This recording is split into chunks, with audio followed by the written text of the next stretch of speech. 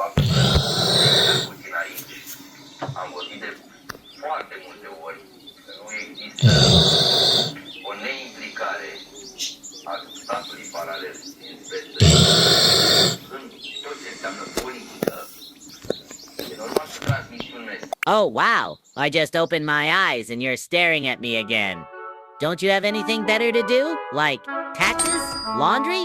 Therapy? Follow us for more adventures.